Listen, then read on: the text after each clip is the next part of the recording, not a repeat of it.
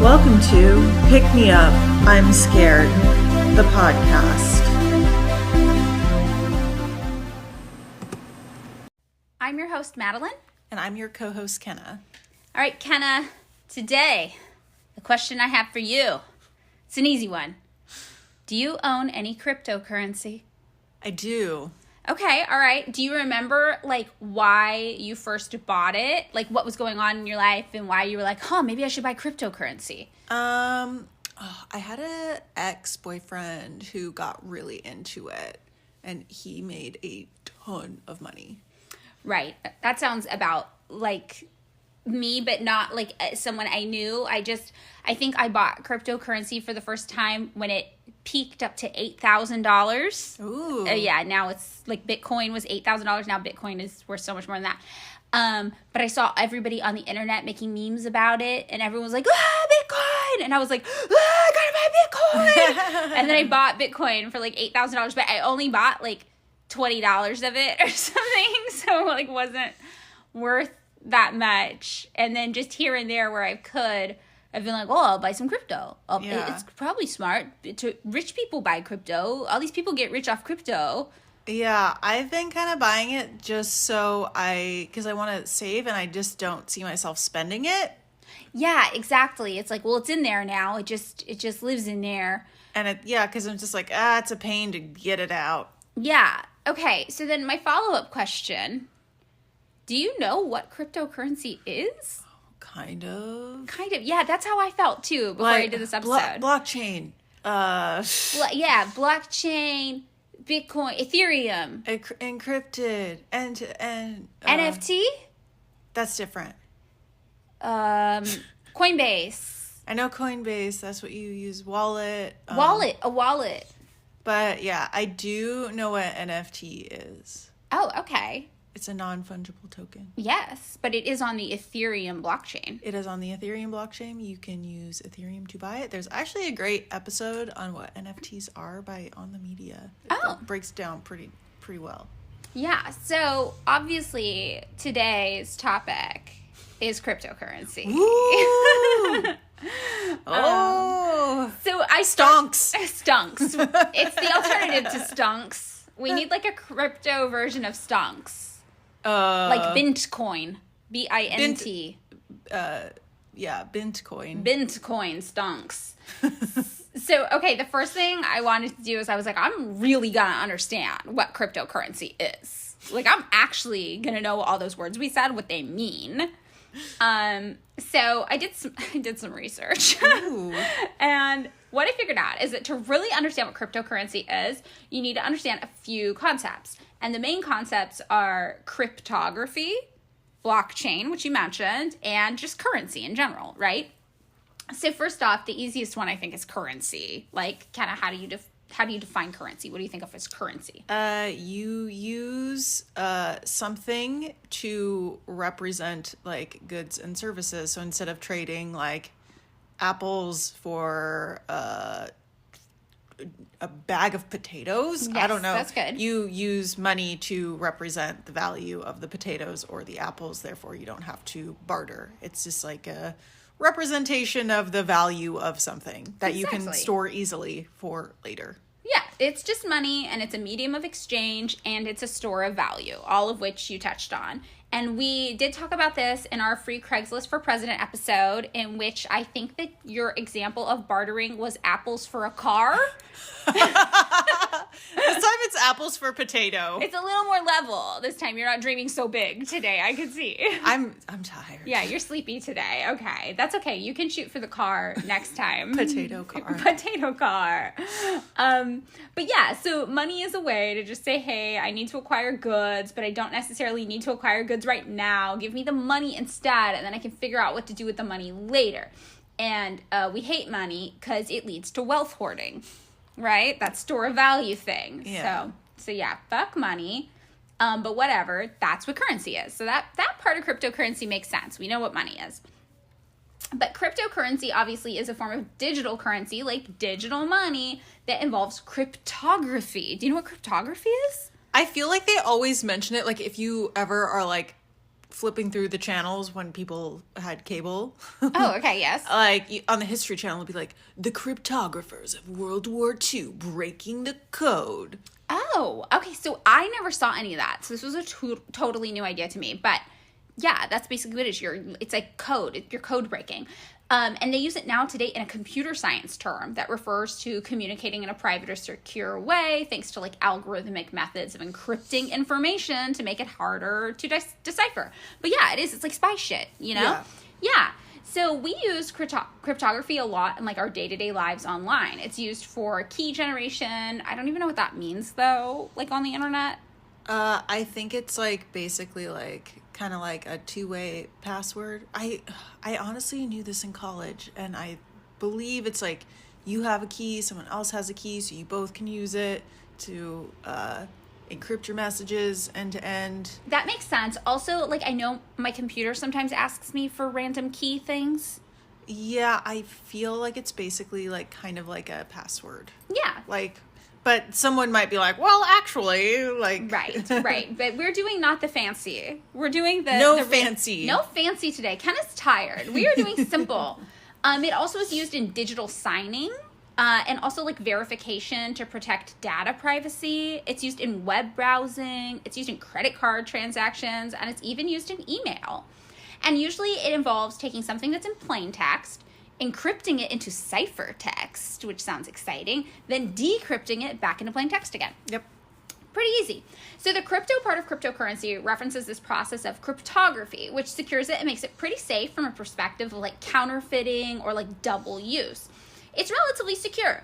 And usually the method of making sure they are secure is this thing called blockchain technology. Oh, yeah. So what do you know about blockchain? Dudes love it. Men love blockchain. They just fucking, they love blockchain so hard. They want to talk to you about it. I am actually kind of confused on the subject, but to me it's just like a system of, I don't know, like automation and technology.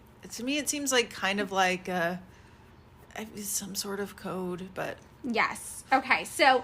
aside from the thing about the men loving it, what I learned about blockchain is that it's a distributed database. Oh, yes. Okay. Yeah. And it's shared amongst lots of different, like, elements of a computer network that they like to call nodes, but I don't like that word, so I'm going to use it as little as possible. Okay. It seems weird to me. It seems like the Noid. Like, if you remember from the Domino's or Pizza Hut, who had the Noid? Who avoided the Noid? I don't know what's happening. You don't know the Noid? No, From Domino's? I have too successfully avoided the Noid. Oh my god. Like, you have to look it up later. It's like this creepy creature that lives in your pizza. What? From the 80s? Yeah, and I think it makes your pizza cold. Oh. And it's like a little red guy in like a little red suit with like weird ears, I think. Wow. Okay. Well, that deserves like a YouTube Yeah, lookup later. Yeah. Okay, well, this does not involve Annoyed. It does involve the computer nodes, but like I said, I hate those, so I'm not going to use that word. But basically, it just means, yeah, you've got like a digital ledger of transactions, and then it's duplicated and distributed across a whole network of computers. So each block on the blockchain contains a number of transactions, and whenever a new transaction occurs on the blockchain, a record of the transaction is added to like each participant's ledger, which means that the more something is used and passed around, the more shit you have that you've added into all the ledgers for everybody participating in the network, and the bigger the files get. So every time you buy or sell or use cryptocurrency, a record of that happening gets added to each part of the chain. And when you have a decentralized database managed by multiple participants, it's called distributed ledger technology, or DLT. Wow, it sounds like a sandwich. It is, but not. It's what does the D stand for? Distributed lettuce and tomatoes. So blockchain is a type of DLT, and transactions are recorded with cryptography. And they call it a hash, but I don't know why, but they just do, and it's not a good name. They've got some bad names in tech. I'm gonna say it. So why does any of this shit matter, right? Well, it helps make your currency super secure. So, like, say someone wants to hack your money and, like, fuck all your shit up. Well, if one block in one chain is changed, it's immediately apparent that it's been tampered with because there's copies of that block all over the place, and the changed one would stand out, right? So if hackers wanted to alter something on a blockchain system, they would have to change every single block in every single part of the chain across all of the distributed versions of the chain, which would be like hard as fuck to do. Yeah. So, yeah, like, I think of it as though you're a spy in an action movie and you've got like a flash drive and the bad guy is trying to steal it and he manages to get to it, but then you're like, it's too late. I already shared this information with 1 million people on the internet. Ha ha ha. So even if they destroy the evidence, the information is still out there. And I'm sure that's not like a perfect analogy, but it's the easiest one that works in my brain. That sticks in my brain too. I feel like that is a plot of like some sort of 90s 2000s movie. I think it's like all of them. There's like a floppy disk or a flash drive. I'm gonna send the floppy disk to all the television networks. Exactly. Or like The Net with Sandra Bullock. I forgot about that movie. I don't remember any of it except for her being a hacker. Yeah, no, I love that movie. She's like a hacker but like for a corporation, and then she like finds like a bad hack group infiltration plot and she downloads it onto a floppy disk, and then these people are trying to get the floppy disk, and I'm like, the data clearly lives somewhere besides just the floppy disk, but whatever, 90s internet movie. Yeah, it's pretty good. Okay, so then like another key part of like understanding what cryptocurrency is mining. Do you know about mining cryptocurrency? Oh, I've heard people talking about it. Yeah, it's like, it does a few things. So it creates new coins, but it also like validates the cryptocurrency transactions on the blockchain and adds them to the distributed ledger, keeping track of everything. And it prevents the double spending basically of a digital currency. So when crypto is used, the digital ledger, it has to be like updated, reflecting the transaction. Just like in the old timey days when we balanced our checkbooks, we like wrote down every transaction, right? And it also has to be like documented in the crypto world because you're moving it from one account and adding it to another. So it needs to be updated on like both ledgers, right? Like a deduction here and an addition there. So since the mining process is essential to maintaining like the integrity of a cryptocurrency, miners are rewarded for their work by receiving new coins. And that's supposed to like incentivize people to secure the network by validating transactions. So the way these transactions are validated is through a proof of work consensus protocol. And the mining is done via like these complex mathematical equations, which need to be solved by machines. And the equations are the cryptographic hashes, I guess, used to encode the data. So the first miner who decodes the hash value gets to add the block to the ledger and is rewarded with a share of new cryptocurrency. And I feel like that sentence I just said is like one of those memes that's like none of these words are in the Bible. You know, have you seen those? No. Like all these words are fake. The first miner who decodes the hash value gets to add the block to the ledger and is rewarded with a share of new cryptocurrency. Like, what did I just say? But yeah, here we are. So each block uses a hash function to refer to the previous block, and then it forms an unbroken chain of blocks leading all the way back to the very first block, hence blockchain. Does it make sense? Yeah. I think it kind of makes sense. I think I kind of understand. So over time, the difficulty of the equations that you need to solve in order to like validate the transactions and get your little miner reward of a coin spit out at you, the difficulty increases, and miners have to deploy more advanced like machines and technology to solve the proof of work needed. And also competition amongst the miners rises, right? Because it gets more popular, more people are like, oh shit, you make money doing that, I want to try to do that. And all of this increases the scarcity of cryptocurrency over time. So the Bitcoin network aims to have one block produced every 10 minutes or so, with the difficulty of mining reevaluated every 2016 blocks. Just because like technology advances and people get better at it. And when there is more computing power working to mine, like when you have like more fancy machine go fast, boom, boom, doing it, the difficulty level of the mining increases as well to keep like the block production at a stable rate. So less computing power means the difficulty level decreases, but at today's like normal network size, an average like home computer trying to mine for Bitcoin wouldn't really turn up anything because it's competing with huge networked computers, right? That are like made just to do this now. So today, Bitcoin mining hardware is almost entirely made up of these things called ASIC machines, or application-specific integrated circuits. And the application they're specific to is mining Bitcoin. And they can cost anywhere from like $500. Like I saw online, some people like get a bunch of like video cards and hack together their own like DIY Bitcoin mining computer. It's pretty wild. But they can also go up to like tens of thousands of dollars and be like super professional rigs. Wow. So obviously, like, one of the unique things about cryptocurrency is it's not issued by any one country or government. So it kind of exists in this like weird liminal space outside of any government interference or manipulation. And if you listen to our episode about capitalism or paid like just a lot of attention in school, you know that Keynesian economics is all about like subtly controlling money in a quote unquote free market by introducing things like set interest rates to control for like inflation or deflation, right?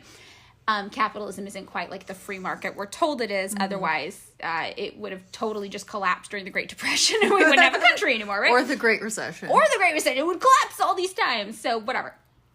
So cryptocurrency obviously exists outside of a government, which could be good or bad, I guess. It means that if your country's currency gets totally inflated, for example, cryptocurrency wouldn't necessarily be affected. Or if your country collapses and its currency becomes totally devalued, cryptocurrency might not necessarily be affected by that either.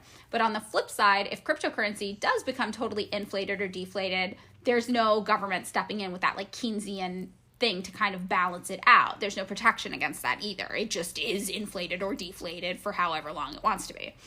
And another thing that people really like about crypto is that it's decentralized. You hear people say that like all the time, right?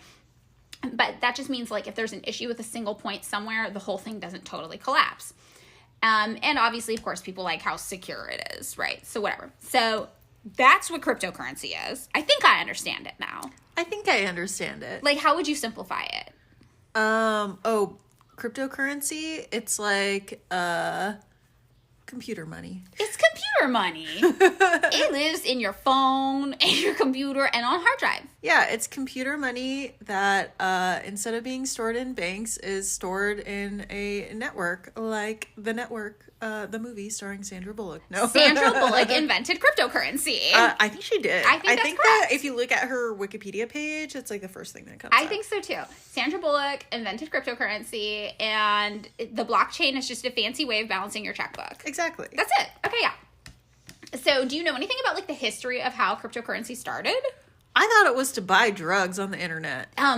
That's a big part of it. Yeah, that wasn't the initial part, but I'm glad you brought that up because that was also my first experience with cryptocurrency. So, kind of like in 1989, there was this guy, David Chaum. I'm so bad at proper nouns. It's Chaum. I think it's Chaum.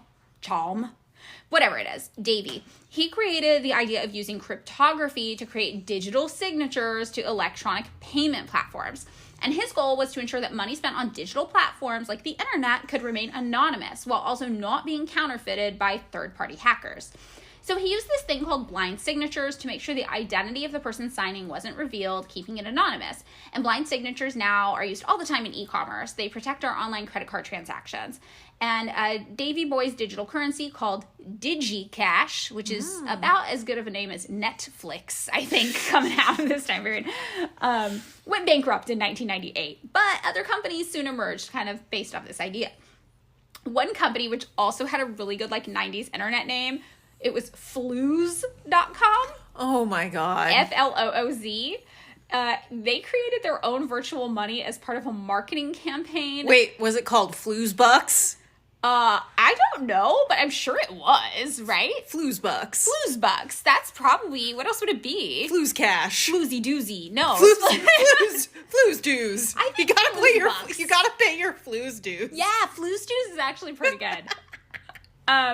So they could like have this currency that you could use on their website like cash, but also you could use it on other websites too. They like partnered with other websites, so you could use your you could pay your Flooz dues, lots of places. And then Flooz eventually ran into trouble, though, when hackers started making a bunch of purchases on the platform using stolen credit cards and then got a bunch of free Flooz dues from it. And it just, like, destabilized the whole Flooz cash market, basically. Oh, no. Yeah, the whole company never recovered. And so then in 1996, a lawyer and an oncologist launched their own system that allowed users to buy and sell digital gold online via tokens called e-gold. Wow. The names were really a simpler time. Back in 8th grade, the names were amazing. Yeah. So this e-gold, its value was literally backed by actual gold that the lawyer and the oncologist would store for you in safety deposit boxes. Oh. Yeah. It's like the gold standard for the dollar, but online. Wow. And eventually, the government found out that one of the founders was just using this whole operation to launder money. I was going to say, this sounds kind of scammy. Yeah, I know. It's not very shocking coming from the gold guys. I feel like the gold guys are always up to some sketchy shit. Like, have you ever met, like, a guy IRL who's way too into gold? Yeah, and then you find out some shocking viewpoints that are very libertarian and worse. And they're always like, I don't pay my taxes. I just bury it in gold in my backyard. And you're like, do you know where it is in your backyard? And they're like, no. And you're like, I can't trust myself. Yeah, exactly. You're like, you just lost gold in your backyard like an old-timey pirate. Okay, got it. Yeah. So basically, e-gold was an extended version of that, right? And the whole company had to have its gold reserves frozen and then kaput, no more e-gold. Very, very sad. So sad. I know. So then in 1997, there was this other thing called hash cash that came out. Whoa. Yeah. Based on that whole idea of a hash that I mentioned earlier, which was like the algorithmic blah blah thing that goes with the blockchain. That's the word I know. Yeah. So Hashcash came out, and it was introduced by a cryptographer named Adam Beck. Also, like, it was based on the same programming that was used to deal with email spam. So Beck suggested that there needed to be a proof of work system in place for digital currencies, the same way proof of work had been used to reduce spam in your inbox. And Hashcash is what he came up with. However, it was not scalable due to network congestion, and it ultimately failed. Oh, no. But you can kind of hear it's starting to sound like what modern cryptocurrency is, right? We're starting to get there. We got the proof of work. We got the hash. It's happening. So then, of course, PayPal came out in December 1998. And it had like a similar type of online currency, but from a centralized server. So just in one place. Do you remember the early days of PayPal? Yes, because I was buying shit on eBay on dial-up. Yes, I also was doing this. I was a very early adopter of PayPal. Same. I think I've had my PayPal account for a long fucking time. Well, I had to get a new one. Because my original one was like my like AIM name, which I don't remember. Yeah, my first one I got when I was 12, and I remember I really wanted to buy a pair of white Converse on eBay, and I was like, I need a PayPal account, and I remember I was 12 years old, so it must have been 1999, and it was like, how old are you? Are you 18? And I was like, yes. And they didn't check. They never checked. Yeah.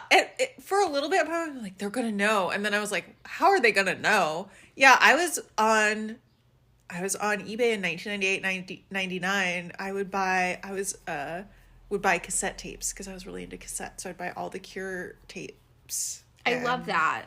Lunchboxes. I was like into lunchboxes for a second. I was only into shoes, and I was always looking at Doc Martens.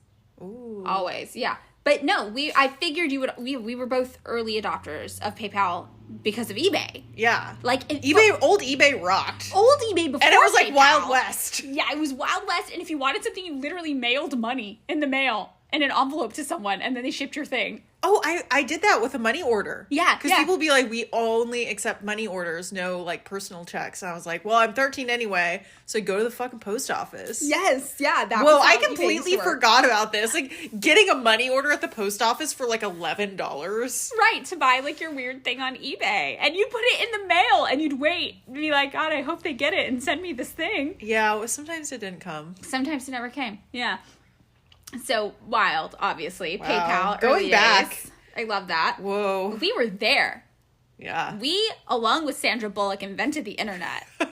We kind of did. We did. I mean, not to toot our horn, but beep, beep. Beep, beep. So, by 1999, there was also this thing that happened on the internet while you and I were creating fake PayPal accounts to buy things on eBay.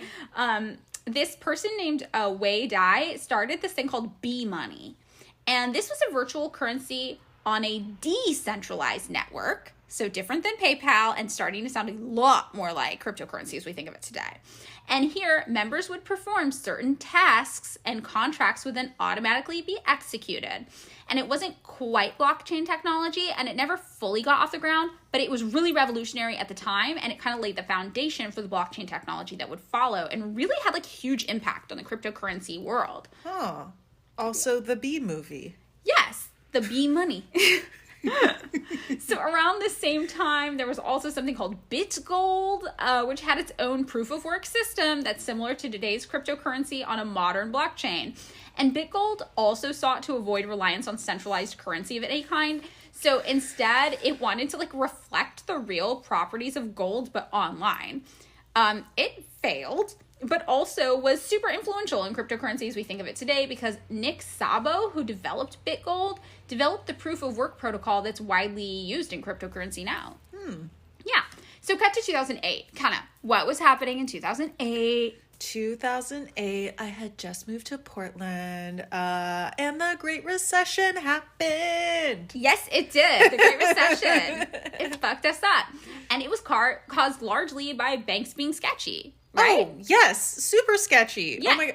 Honestly, what explained to me the Great Recession the best and why it happened is that book, The Big Short, and the movie. I watched the movie finally based on your recommendation. What did you think? It was really good. It helped me understand a lot. The book made me be like, oh, wow, this is what it's based off. Because at the time, the media made it sound like we don't know why this is happening, and the book is like, well, yeah, this is happening because people are making bad loans. Yeah. And they're making bad, and the way the financial system is set up, they need more and more things to be able to make money off, for banks to make money off of fees of, so they keep making these quote unquote exotic products, right, that are basically betting. Yes, yeah, for sure. So yeah, these banks were giving these fucked up loans to people so they could trade the loans and sell them and make money off them. And everyone at the time was kind of like, dude, fuck this. I think the banks are shitty. We don't trust them. Do you remember also the Occupy movement was going on? Yeah, that happened right after that happened, I think. Right. And it was all the people went and occupied Wall Street because they were tired of the banks and all of all the money people profiting off of their misery, and they were like, we are the 99%, fuck the 1%. That was the Occupy thing. Yeah, I feel like I remember it coming, I don't know if this is correct, out of Adbusters. Do you remember that magazine? Potentially, yeah. Yeah, I think also Occupy was the first time that I was I don't think I'm an anarchist anymore, because I remember the movement, because I had always been an anarchist, right? But I remember that movement was so unfocused, and they were we intentionally don't have an objective. And I was I really want to support this, but I also feel it would not be hard for you to have an objective. And that's what I was maybe some things need a little structure. Just a little, not a lot, just a little. You know? And it's kind of what is it used for? Yeah, Is it used to give one person ultimate authority, or is it used to get shit done? Right. And I was these people could really be getting shit done, but they were not. And I was Occupy movement, you let me down. They let me down. But yeah, so anyway, all of this is happening in 2008. And as this is all happening, a mysterious person or group of people we don't know, who went by the name Satoshi Nakamoto, came out with this paper critiquing the centralized control of money and the trust required in handling the wealth of the everyday people, and all of that power being placed in the hands of these banks and these governments and these rich people, basically. Very Occupy vibes though. So this paper was called Bitcoin, a peer-to-peer electronic cash system, and it was 9 pages long, and it was considered super revolutionary at the time. So I'm not going to read the whole paper, obviously, but I will read a part of the abstract, just so you get an idea of what it said. So part of the abstract says, a purely peer-to-peer version of electronic cash would allow online payments to be sent directly from one party to another without going through a financial institution. Digital signatures provide part of the solution, but the main benefits are lost if a trusted third party is still required to prevent double spending.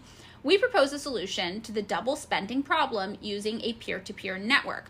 The network timestamps transactions by hashing them into an ongoing chain of hash-based proof of work, forming a record that cannot be changed without redoing the proof of work.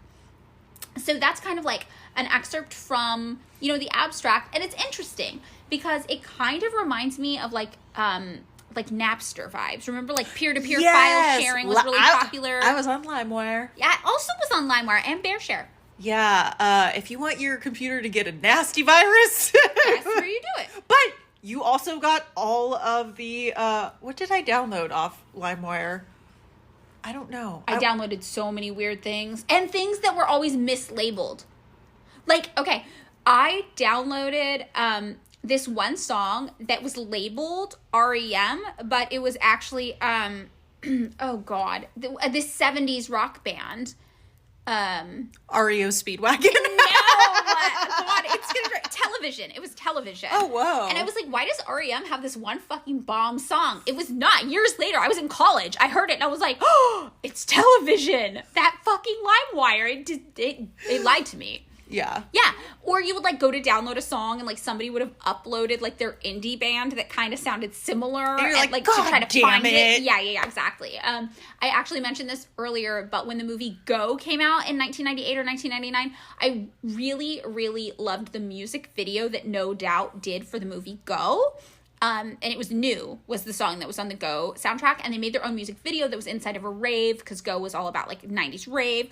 And the video never aired on MTV. I saw it once, and I was obsessed with Gwen Stefani's hair in it. It was so cute. It was like white blonde with like purple tips, and I was like, I gotta find it. So I spent a month downloading the music video, like on Napster. A month. It took so long for me to download this music, and I'd come home from school every single day and like check on it. Like I'd set it to start downloading before I left when like everyone was gone at work, so like the phone line, nobody would call and interrupt the download, because that would happen too. Somebody would call, you get kicked off the internet, you'd lose your download. I remember when we finally got a second phone line, and I was like, oh my God, we've made it. Yeah, the internet phone line, people who had that, oof. Yeah, but basically, yeah, I thought this like wording was really interesting because it was very like peer-to-peer, and I feel like we were coming out of the 90s, which was very peer-to-peer focused, and there was this like general cultural idea of like we don't need the institutions, we can work with each other, but like in this weird digital realm. Yeah, to me it kind of seems of like, you know, when you Venmo someone now, you're like Venmoing funds from like your bank account, and then it goes through someone else's bank and then deposits in their Venmo, and then they deposit it in their bank account unless they're using their Venmo balance. So to me, it's kind of like that, but there's no bank in between. Right. It's instant transfer. It's like if you would just hand someone money. Right. It's like, yeah, it's exactly like that. But in the middle is a ghost hand handing the other person money. Yes. And that ghost hand is the blockchain. Wow. Yeah. Or Sandra Bullock. Sandra Bullock's ethereal hand, yes, reaching to grab your money and give it to the money of your closest associates. I like that because it's like, oh, the capitalists, they have the free hand. We have Sandra's hand. Sandra's Handra. But yeah, so, okay, I liked reading this and being like, oh, it takes me back to a time and what, like, the general language was at the time, blah, blah, blah. So basically, Satoshi drops this shit and people are like, whoa, wait, this might work. And then on January 3rd, 2009, the blockchain launches. And the very first block is mined, and it is called the Genesis block. And I think that's a really sick name, honestly. I think that one's like really, I'm like, it's very cyberpunk, the Genesis block. It kind of sounds like Evangelion Genesis. It's like, it's like a really good anime. Oh, okay. Goat anime. So on January 12th, this is like 9 days later, 2009, this computer programmer Hal Finner received the world's first Bitcoin mining reward, and it was 10 Bitcoin for mining the block 70. And these tokens came straight from Satoshi Nakamoto. So those 10 Bitcoin today would be worth $417,274 in US dollars based on the time that I looked up the current price of Bitcoin when I wrote this. And at Bitcoin's peak in November 2021, it would have been worth $680,000. Whoa. Yeah. So at this stage, Bitcoin, though, was really only available to miners who were validating Bitcoin blockchain data. And this was like people who just believed in it. They saw, you know, the paper online and they were like, I believe in this, I want to do it. But Bitcoin itself didn't really have any monetary value yet. So a year later, on May 22nd, 2010, this is like the first recorded Bitcoin transaction. A man in Florida bought a pizza from Papa John's using Bitcoin and paid 10,000 Bitcoin for a $25 pizza. No! I'm doing the math in my head right now. Today, obviously, that would be a $418 million pizza. Florida man strikes again. Florida man. $418 million for a pizza. But also a huge flex. It kind of is. Like, that guy is just living his life. like I almost bought if you're just like $500 million pizza. Fuck money. I spent $400 million on a pizza. Yeah. Like, I don't know if that's some real capitalist shit or some real anti-capitalist shit. I don't know either. I don't know. Well, it's gone full circle absurd where I'm just like, it's Dadaist. That's what it is. I would take just like 1 million and I would be good. Yeah. I could stick that in my retirement. You could. That's all you need. Yeah. So back then, though, it showed that 4 Bitcoins equaled 1 US penny. Whoa. Yeah. Or 1 Bitcoin was worth a quarter of a penny. So in the early days of Bitcoin, people pretty much just used it online in internet forums to barter, and usually for illegal shit like drugs. Cool. And this brings us to Silk Road. Oh, yes. That's what I was thinking of. Yeah. So did you ever hear the podcast story about the girl who used Bitcoin to buy like acid or something online at Silk Road, like in the early or mid 2010s? Yeah, that was then. And she did this and thought like, oh my God, now Bitcoin is like peaking. It's worth all this money. I bet I have a little bit of Bitcoin left over from when I did this. So she had this podcast help her track down her old Bitcoin to see what it was worth. Because if it was a lot of it, she might be a millionaire.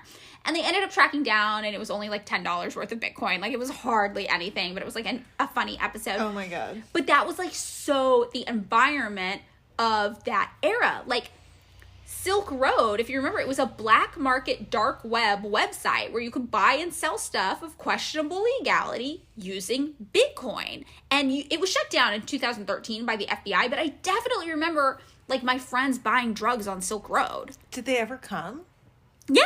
Oh, yeah. My friends would get drugs shipped to them, like from other countries usually. Whoa. Yeah, and they would buy them on Silk Road. It was like a dark web thing. Wait, I definitely had a friend who like bought drugs off Silk Road. And they're like, yeah, I probably, like, I paid in Bitcoin and like, that was probably like $100,000 for Molly. Yeah, exactly. It was like that. But yeah, in 2010, Bitcoin finally, though, started to be traded on exchanges for the first time, too. And that made it more popular to the average person, not just your sketchy friend who bought drugs on the dark web. For possibly $100,000. Right. So now you had like average people could buy, sell, trade, and store Bitcoin on these exchanges. Then around 2011, minters and coders started to develop other similar types of cryptocurrency like Ethereum and Litecoin, all while improving the code behind Bitcoin's blockchain. And crypto on the whole kind of started to take off. So this same year, Bitcoin's value surpassed $1 US for the first time. Wow. Yeah, and by 2012, a student in Germany built a Bitcoin to Euro ATM. And then the year after that, Bitcoin reached $200 in value, which was a huge jump. Then by November 2017, it had skyrocketed up to $10,000 per coin. Wow. Yeah. And that same year, the world saw the first Bitcoin billionaires. Oh my God. Do you remember this? I remember, you know what's funny? I had bought some Bitcoin in like 2017, so 2018, forgotten about it, like bought like $40 worth. Yeah. I looked back like last year when I was like really starting to get it, made like $500. Yeah. Well, the first Bitcoin billionaires were the Winklevoss twins, who are these two twins in tech who actually sued the Facebook guy we all hate. What's his name? Mark Zuckerberg? Yeah, I think they sued Mark Zuckerberg. I'm only 60% sure of this. Oh, were they, like, because people talk about the movie that they're in. Oh, I haven't seen it. I think they're in the movie. They're like, yeah, they're characters in the movie. Yeah, well, whoever it is, they sued someone in tech who's, like, really, really huge for using their technology, and they won, like, $47 million. And I think they, like, maybe used some of that money to invest in crypto, but whatever the case, they're like, we're Bitcoin true believers. Even at its high, they never sold. They're like, we're holding it, like, forever. And I saw a picture of them, and they look exactly like how you'd expect Bitcoin billionaires to look. It's not surprising. Wearing, like, the tech fleeced vest or some shit? No, they're just, like, white dudes in obnoxious suits. Oh, okay. Yeah. I have the San Francisco. Oh, yeah. No, this is... No, they look very No offense LA. to tech vests. No. Tech vests are cool. They keep your chest warm. Yeah, so, but this is when we finally start to see people are like, oh, this is like, you can make money with Bitcoin. And finally, it reached its peak high to date in November of 2021 of $68,990, which is upsetting because it is just $10 shy of $69K, which is decidedly not nice. And it's just a cool number. Yeah. However, in 10 years, Bitcoin had gone up 177,500% in value, which is pretty unheard of for most investments. Dude. So that kind of brings us to today. So over the past 10 years, we've seen cryptocurrency kind of become like a craze of sorts. I feel like there are so many different types of cryptocurrencies now on the market. Like, do you know of any of the other ones? Oh, I invested in this one because I thought it was cool. The BAT, the Basic Attention Token. You use it on the Brave browser. If you use the Brave browser for the time that you spent on there, because they do some ads in there, they pay you in their cryptocurrency, which is the Basic Attention Token. And for some reason, I just think that's cool that you get paid to use the internet, even if it's in some weird crypto coin. So that's why I bought it. I like that. And to look at ads. And you get paid to look at ads. Yeah, and I'm like, I'm going to do that anyway. Right. There's also like Dogecoin. You remember when that was huge? Yeah, because didn't Elon Musk say some shit about it and like it went all huge and it was all scammy and shit? Yeah, I don't know. There was also the Shiba Inu coin. Oh, do you remember that I one? thought, how is that? I thought a Doge was a Shiba Inu. Maybe it's the same one. Oh. I don't know. There's all these little ones. Kodak made their own one. It was called the Kodak coin. Like the film company? Yeah. Weird. There's also Potcoin, which is made for the weed industry. There was Dentacoin.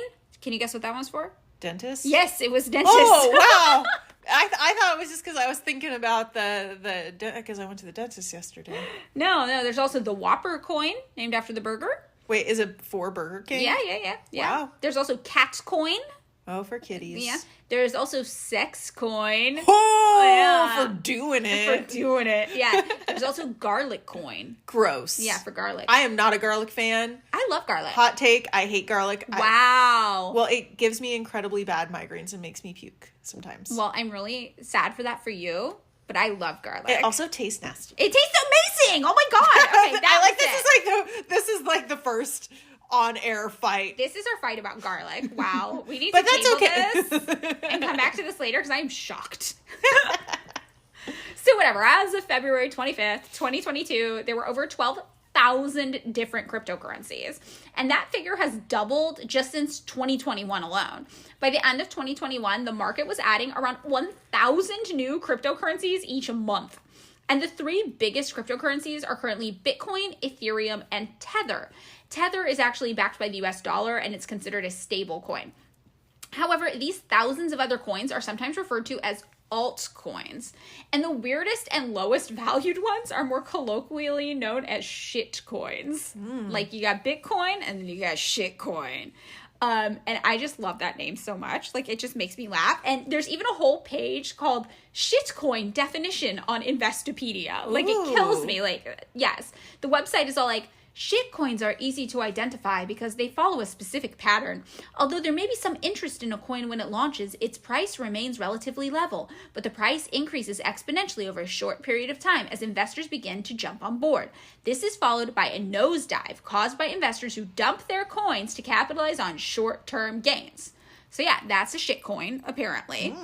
And the reason is pretty easy. You can hire someone on Fiverr to make you a cryptocurrency for less than $20 so we all can have our own shitcoins. Whoa, Kenny Coin. Kenny Coin. So today it's estimated that over 8% of Americans own cryptocurrency, or 27 million people. And even more than that, 16% of Americans say they have invested in, traded, or used cryptocurrency at some point.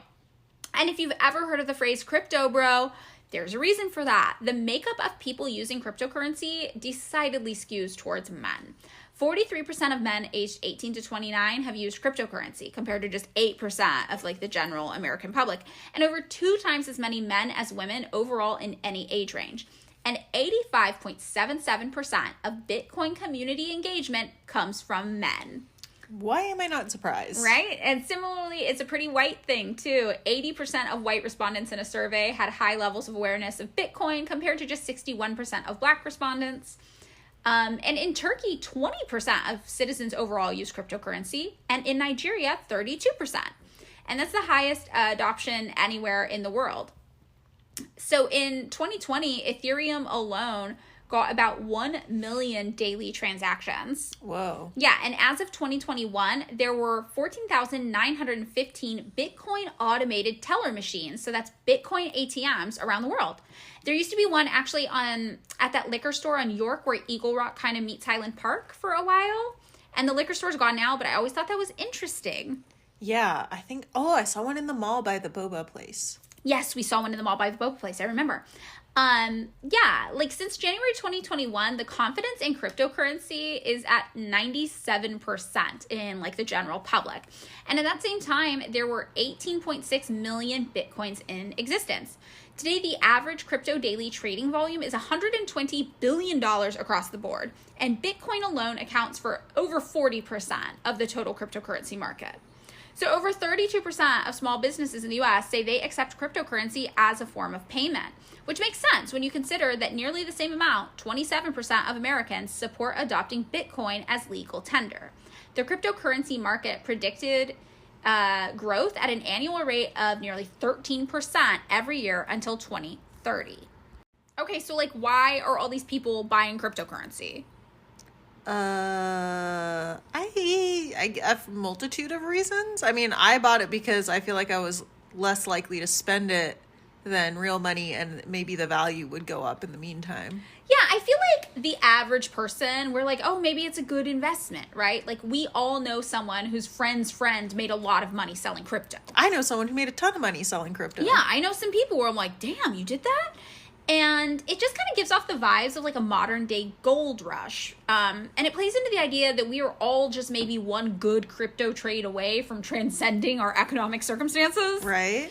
And the value of crypto is based on supply and demand. And because it's new, uncharted territory, the demand is kind of volatile.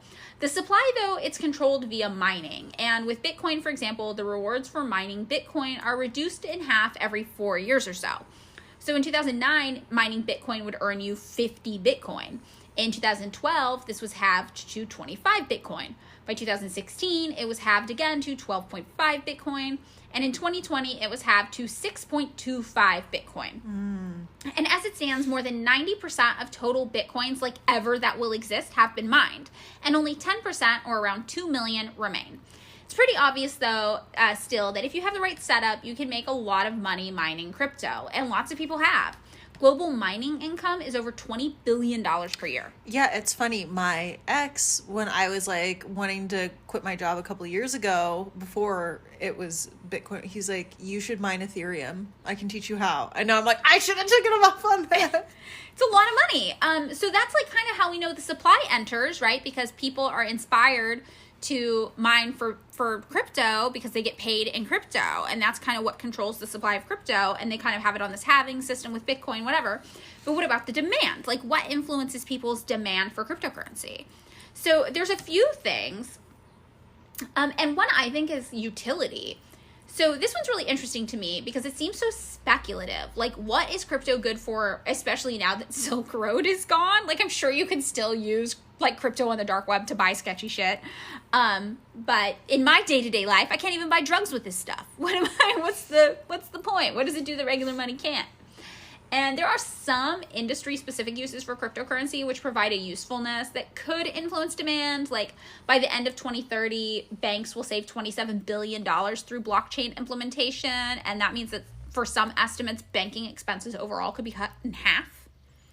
So that's kind of a practical application. There's also that idea you kind of touched on earlier about direct digital payment, where you just pay your friend for what you need. It's direct. Yeah, you don't have to worry about a bank. Right, and there's no lag times. Not everyone has access to a bank account or credit card. Not everyone can use online commerce if they don't have a bank account or credit card, but anyone can use crypto. And our current system also relies on third parties to facilitate exchanges, like you were talking about. It's if I Venmo you, the money goes into Venmo from my bank, and then Venmo sends the money to your Venmo, and then you get the money from your Venmo into your bank. It's a lot of kind of third parties. And then they're getting fees on top of that. Right, and now there's fees, right? And also they can be unreliable and slow. It takes a few days sometimes to transfer money. Also, if you're just fuck Wells Fargo. Yeah, exactly. So cryptocurrency would replace a third party like a Bank of America or Wells Fargo or PayPal with the network itself, which is managed by a distributed web of computers all across the world. And it has potential implications for e-commerce as well as a result, though it hasn't actually been actualized. There's also this thing called smart control, which crypto can do. So since it's programmable money, you can do things like establish trusts via crypto without the use of a lawyer. So basically you could create a wallet for your kids or your grandkids or whatever and set up a smart contract that programs the wallet so the funds are automatically moved into your kid's wallet or whatever on their 18th birthday, just like a trust. And once the transaction has been initiated and started and like put into the wallet with a smart contract, the initiator no longer has control over the funds. So the implication of this kind of extends further into finance and law and real estate and stuff. But again, hasn't really been actualized. There were also benefits like reducing the risk of fraud due to how secure the blockchain is. Although this makes me nervous because lots of like wallets get hacked. So does it even matter? I see this on Twitter all the time where it's like people are making fun of people who got their wallets hacked. Yeah. And they're like, haha, you got the wrong wallet. And then someone else will be like, this is what you have to do. So you blah, blah, blah with the wallet or like blah, blah. And it's like, ugh. Yeah, some people like store theirs on hard drives and put hard drives in safes. But I'm like, that's just like having a bunch of cash in your house. Like anybody could take that, you know? So I don't know. People are always like, oh, it's so safe. It's so safe. And I'm like, it seems like it gets hacked kind of a lot. I know it does because like, yeah.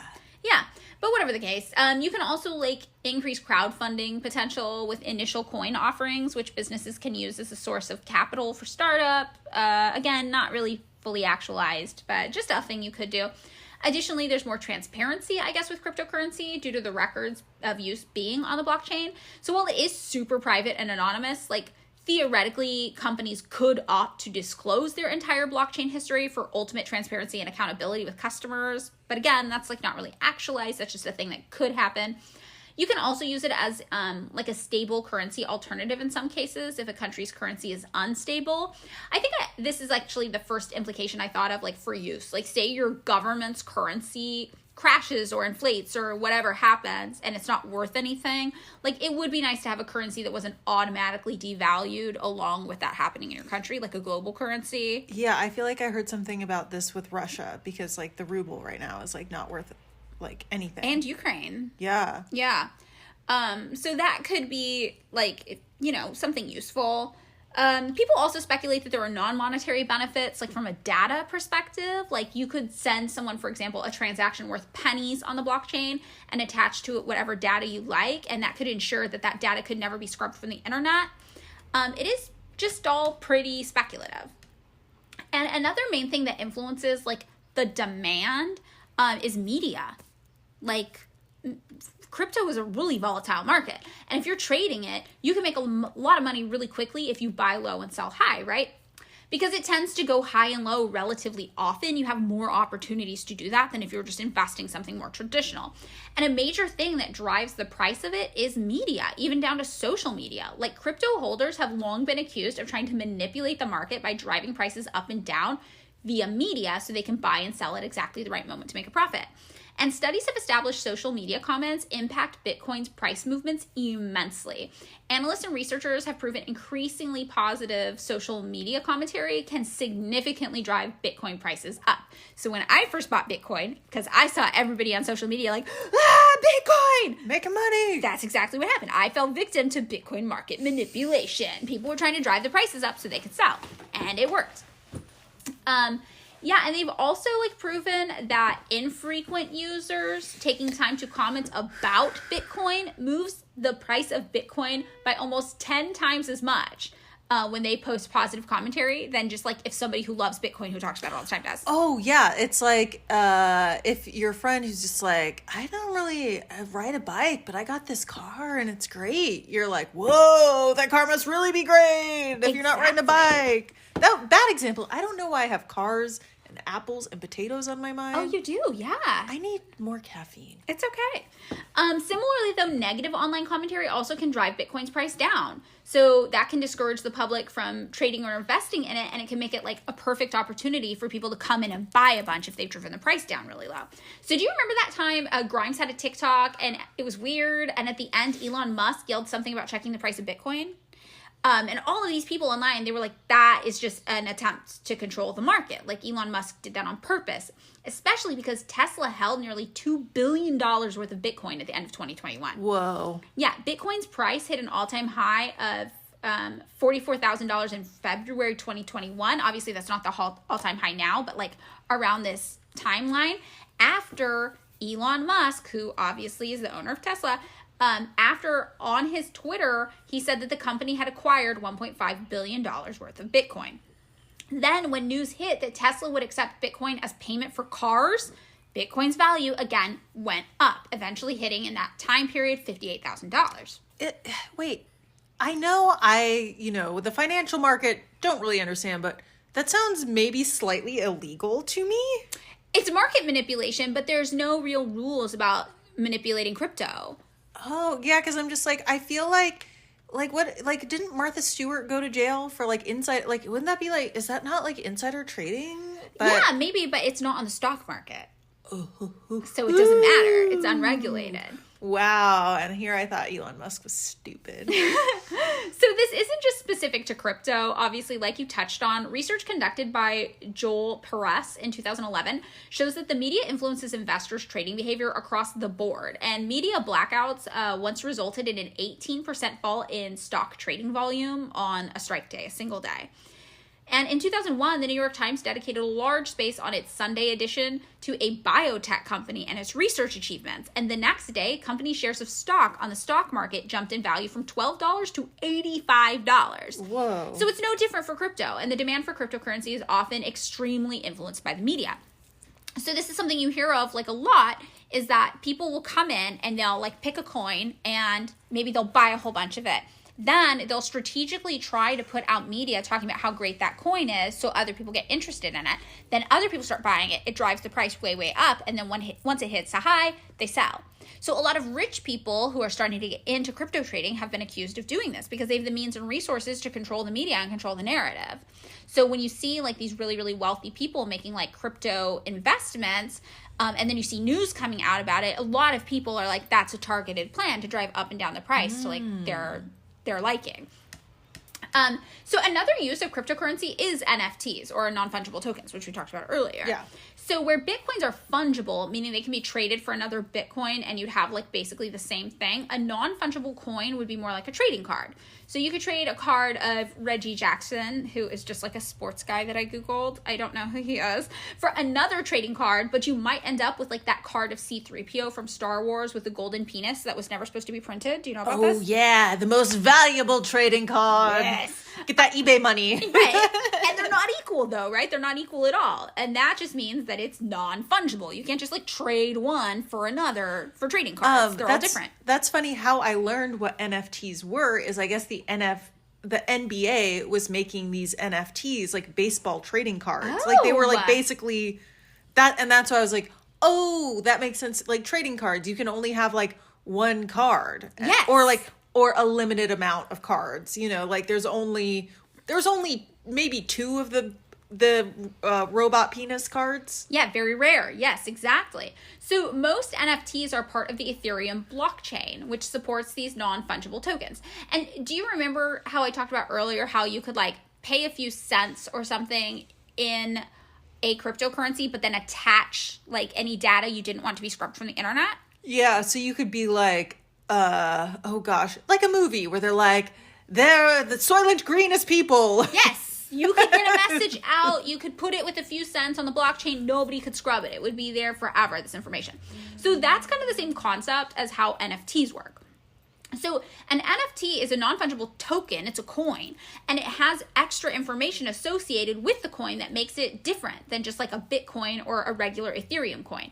Other blockchains can support NFTs too, but the Ethereum ones are the most popular, and many people actually suspect that they've only done this to drive up the value of Ethereum. I've also heard too that people are buying NFTs because that's really the only thing you can do with Ethereum. That's interesting. Or just like basically to, how really rich people will like buy assets to put their money in because they can't necessarily trust banks. They're like, fuck it, NFT. Yeah, so like you touched on, like we touched on, NFTs are basically just like trading cards, but on a dollar bill. You can make your silly little image or whatever. You can attach it to a coin's data log, and you can send it out into the world. And whoever buys it has a unique coin now with that data attached to it. They can sell it to someone else, sure, but there can't be more than one of them. And it also doesn't have to be visual, the data that's attached to it. Like, my brain handled the visual element best because of the baseball card thing, like the same way it made sense to you. I think because we were born in the 80s, like, we know what baseball cards are. That just makes sense to us. Mm-hmm. But it could be other data of any other digital thing, too. Like, it could be a song, or it could be something you've written, or it could be like a 3D rendering or a video, whatever. Somebody paid nearly $400,000 for a 50-second video by Grimes as an NFT. Wow. And someone paid $20,000 for a video of Logan Paul, the YouTuber. Ew. I know. Someone else paid $6.6 million for a video by Beeple. Do you know who Beeple is? Oh, yeah, that art. Okay, I didn't know. I had to look him up. Did you see the art? I did. I saw it when I looked it up. You know, I should not judge anyone's art. Not for me. Not my style. Not my style either. But he is a very famous graphic designer from South Carolina, and he has 2.5 million followers on Instagram, so people like him, apparently. I think the technical skill, I'm like, wow, that's really cool. There is a lot of technical skill. That's a good point. So the thing is, you can still pass around the images or the songs or the videos that are attached to the non-fungible tokens. But there's like only one original is the idea. So you think of it like you can make really good photocopies of your friend's painting, but there's only one painting. But you can still enjoy the art with the photocopy. And I think that's why a lot of people try to sell NFTs like something new for the world of fine art. The reality is it does kind of sound good for some artists. Like some are pretty weird. Like, there's this one 18-year-old who says he's made over $17 million of NFTs, and I wouldn't argue that making that much money on anything is, like, good. But also, I do know struggling artists who have made a little bit of money selling NFTs of their work, and it really helped them with their art. Yeah, I know. I mean, and some people's medium is digital. Right. So I feel like, oh, well, at least get some sort of compensation for it if we have to live in a world where we have to pay our rent and like do our car payments. Yeah, we have to do our car payments. I feel like I'm Yeah, but it sounds like maybe it could be the future of fine art for sure, but it also just kind of sounds like Beanie Babies to me. It really does sound like Beanie Babies. It's Beanie Babies. Do you remember the Princess Diana Beanie Baby? Yeah. That was worth a ton of money. Apparently also the turkey, the Thanksgiving turkey. Oh, I had no idea. My sister told me this because she was born on Thanksgiving and she had the turkey Beanie Baby. Wow. Do you remember seeing like on like TV, couples would get like divorced and then they'd have to like divide their Beanie Baby assets? I love that meme of the people in court dividing their Beanie Babies. And there were news stories about this all the time. The Beanie Babies. I mean, it is kind of, you're like, okay, like, it's kind of weird and fucked up, but, like, also some people, you're like, well, that's a good, like, mode for you to get the word out about what you're doing, and it's also kind of just, like, a dystopian byproduct of late capitalism. Yeah, it seems like they're, like, capitalism now, you're forced to make money to live in, in new creative bullshit ways. You're just like, yes. Well, because anymore it can't just be about, like, physical products. Right. Like, it can't just be about, like, I'm just buying food to eat and lumber to build my house. It's like, no. It's like you have to make new bullshit to buy and sell. Yeah, and also I think it makes more sense when you are of, like, a lower class and you're making this thing to sell to rich people who don't know what to do with their money. You're like, fuck yeah, take this weird, stupid thing and give me your money. I'm like, I'm never going to be mad at somebody for taking rich people's money. No, never. Yeah. But some of it where you're like, the Gucci ghost, it was like an NFT. It was like a ghost. It's like Gucci. All I know is the Bored Apes. Yeah, some of them are like when companies put these out or like rich artists put them out, I'm just like, it's like cringe, Yeah. The whole thing's kind of weird. Yeah. I was like listening to something about NFTs and someone actually found the creators of the Bored Ape because it was like very secret.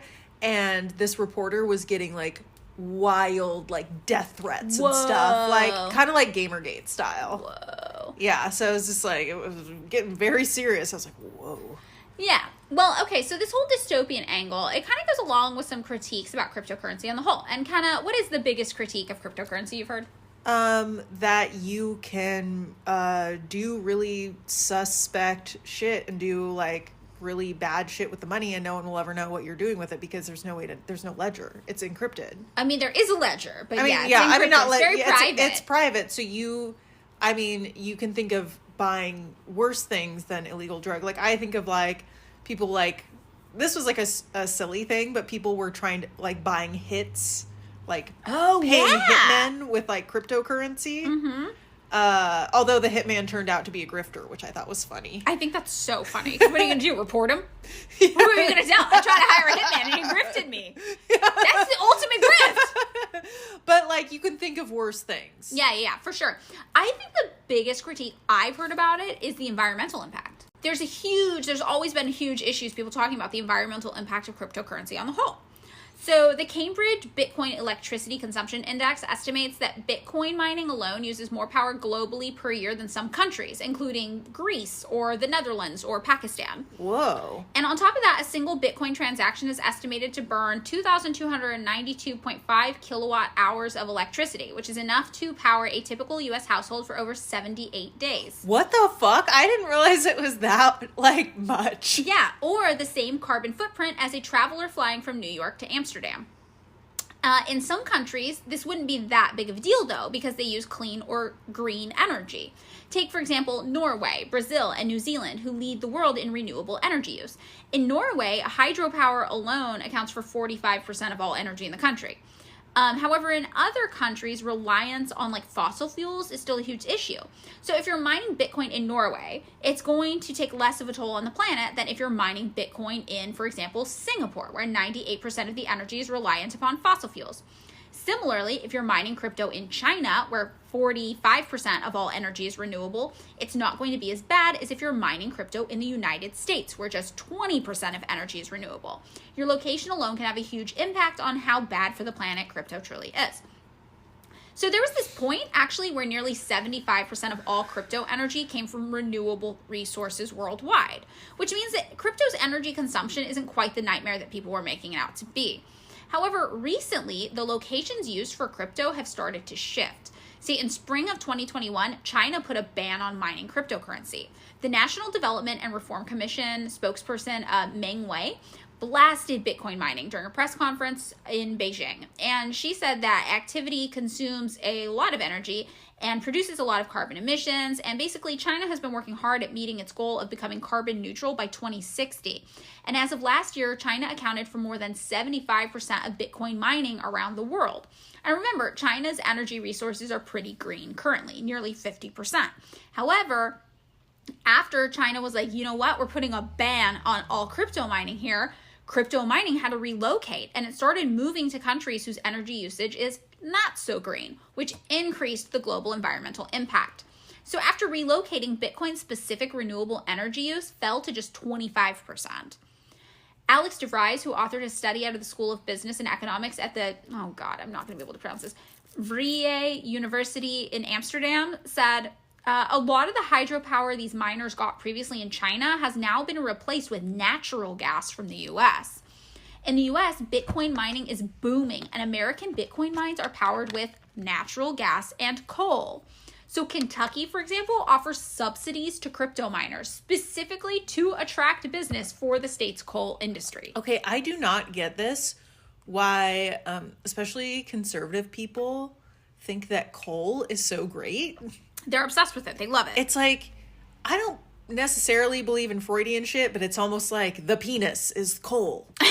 Because it's a man's job. You go in the mines, well, yeah, you work hard. It's a manly job where, like I say every few episodes, there are more people who make their living off YouTube than there are coal miners. Yeah, but we're like obsessed with it. And, you know, you see this huge shift basically where China's working really hard at like implementing renewable and green energy, and they're like, we can't do this anymore. And they had been accountable, I think, for 75% of all, Bitcoin mining. Yeah, that's and then now it's like coming back to the United States and other countries where we're still using a lot of fossil fuels and we're not so committed to curbing our emissions.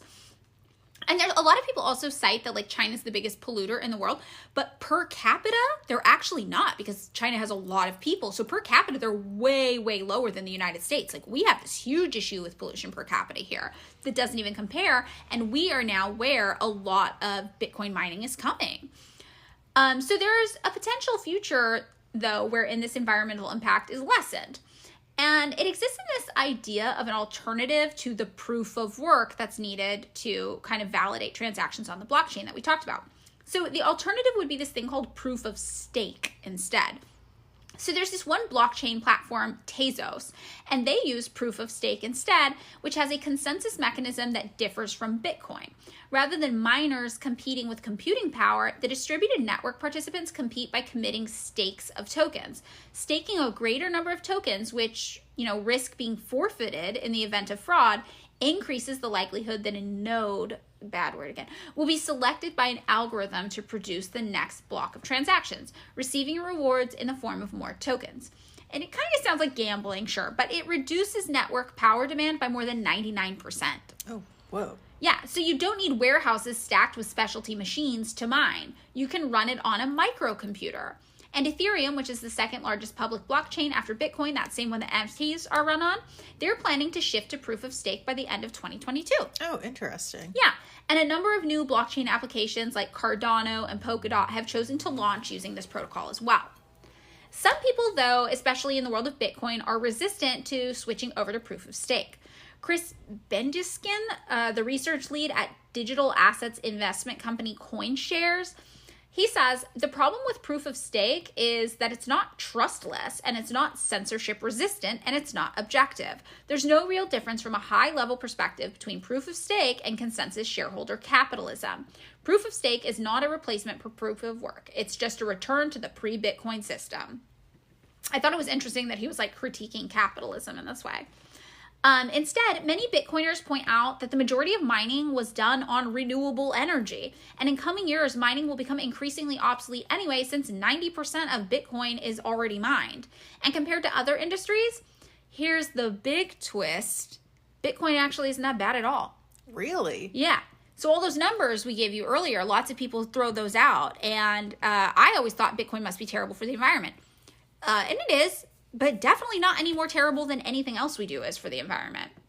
MicroStrategy CEO Michael Saylor said in a recent briefing, the only way you can get more sustainable and more efficient would be to create an imaginary industry. See, Bitcoin mining is actually one of the most clean and efficient uses of energy in the world out of any major industry. Even at its worst, Bitcoin consumed less than half of the energy of the banking or gold industries. Oh, not even combined, either one of them. So while Bitcoin, for example, consumes 113.89 terawatt hours per year, the traditional banking industry consumes 263. Interesting. Right. So I thought that was super interesting because everyone's always like, the problem with Bitcoin is the energy. And I'm like, oh, but they use less than traditional banking does. Yeah. So that was really interesting. Anyway. I mean, I guess it adds, but also the way that capitalism works, there's always new industries because you have to keep making more and more shit. Well, and like we talked about earlier, banks are making huge transitions onto blockchain because it saves them money anyway.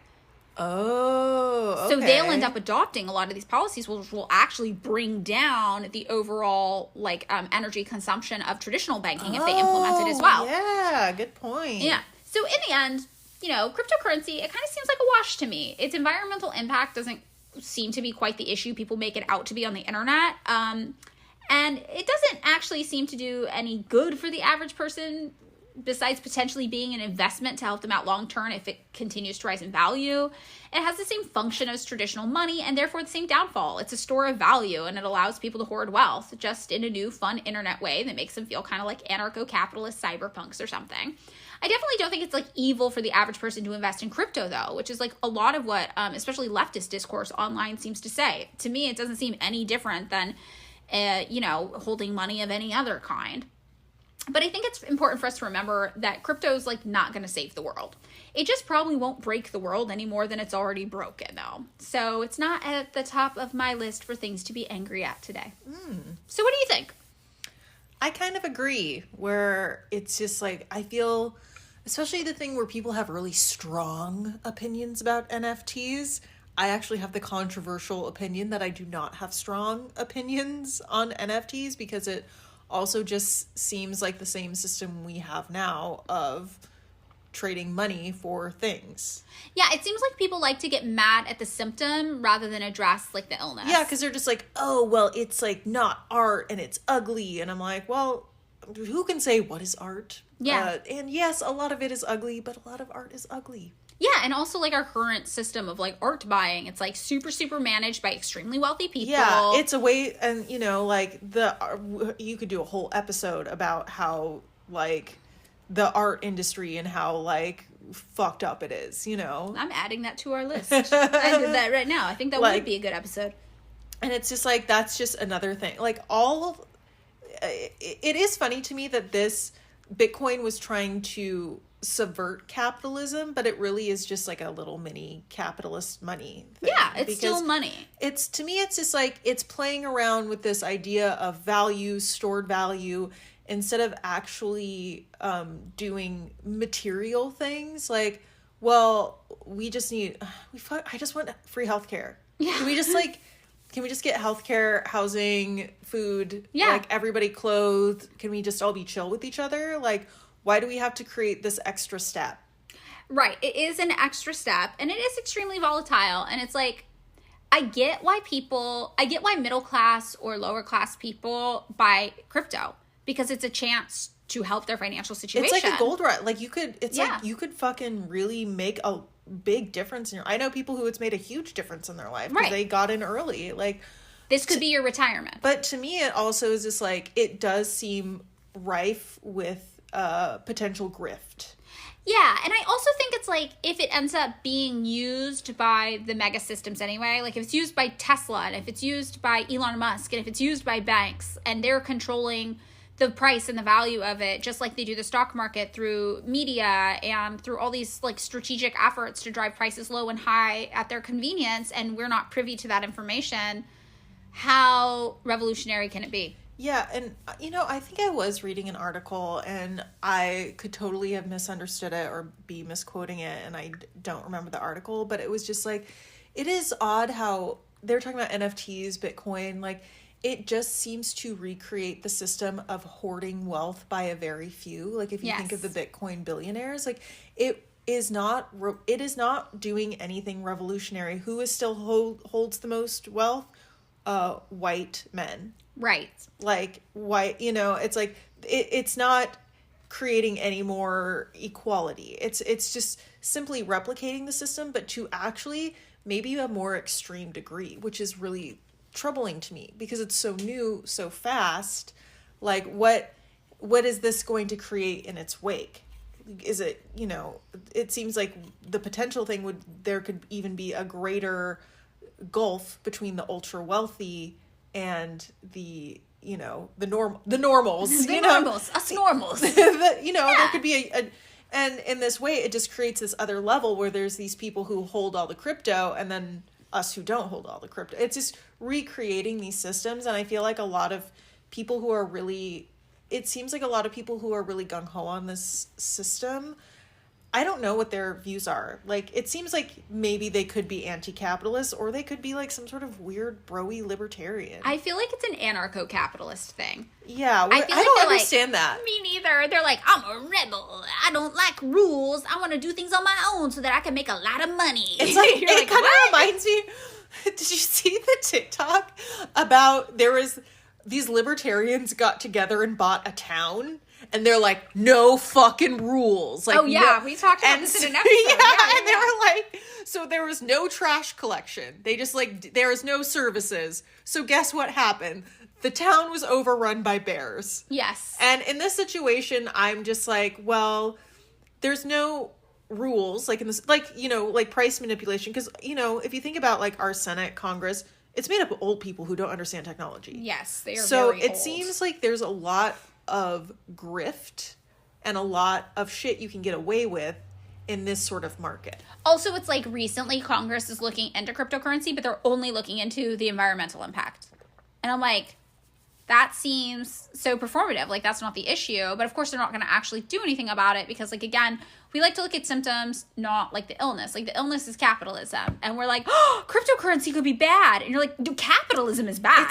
This is not any worse. It's like the straw thing where it's like, it's like, you know, it's like yeah, maybe we should use less straw, but that's not the point. Is how these big companies have set up all this pollution. Right, exactly. And we're expected to make it our own personal issue, our personal moral issue, rather than this big systemic one that is being controlled by very few people who have traditionally held power and not by consensus. Right. It does seem, yeah, it's interesting because it's like, okay, yeah, is cryptocurrency like an opportunity for the wealth to hoard even more wealth? Yes, obviously. But then also on the flip side, you're like, oh, has it also become a talking point that lends itself to people laying onto the personal accountability thing and trying to discourage other people from buying cryptocurrency who are like normal people who are like, well, this could maybe help my retirement. This could maybe help my future. And I feel like that's where the kind of issue like comes in. It's like we do sometimes, I feel like, especially like in leftist spaces or whatever, like err on the side of personal accountability too. We're like, why are you buying NFTs? Why are you selling an NFT of your art? Like, why are you buying crypto? And you're like, it's like, well, why do I have to do this? Right. Why do I have to do this? I have to pay my fucking rent. Yeah. Dude. Like that. It's like, it's a really nuanced thing. Cause it's like a this and this. Like, right. Yes, it's a fucked up system and I have to pay rent. And how much worse is this than all the other shit we do to pay rent all the time, you know? Or to save for your retirement, or, you know, it's all like, a shit show. I don't like the idea of, like, a 401k, but I'm gonna get one. Yeah.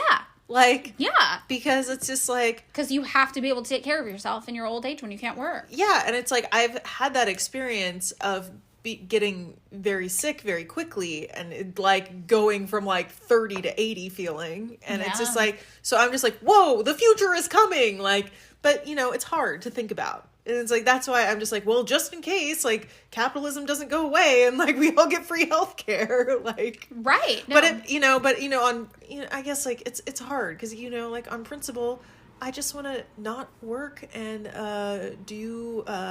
make I don't know, outdoor stuff and make shitty music, and I love that. I think my feelings on crypto are I don't care. I don't really care. Yeah, I think I would. I probably went the deepest I went, and I love how it's still just like, well, it's just the capitalism, and it is the straw of money. Yeah. It is. You were trying to make me stop using my straw. That's not going to stop the problem. Yeah, but I do think that it's just like money, but cooler. Yeah, it's just like, well. It's just like cool money. That's why. Like, cyber money. It's just cyber money. Like, it's basically like the hackers of money. It has flues dues 2.0. It's dollar bills that wear Oakleys. Yes. Oh my God, it is. It really is. And it's still a dollar bill though, just at a different font. And I have the same critiques of it that I have of money, but you know what? I gotta use money to pay for my sweet, sweet coffee Coke addictions. So, that's it. That's the episode on cryptocurrency. Do you have anything else you want to add to this lovely episode? No, I'm just thinking about dollar bills wearing JNCO jeans. Oh, I love it. So hip. Flues dues out. Thank you so much for listening. If you'd like to support us, you can do so on Patreon. Patreon.com/pickmeupimscared. And for $2 a month, you can access bonus content. You can ask us questions, which we may or may not answer on the air or in a message. And it's just really fun. But also, we just love that you're here. Thank you again.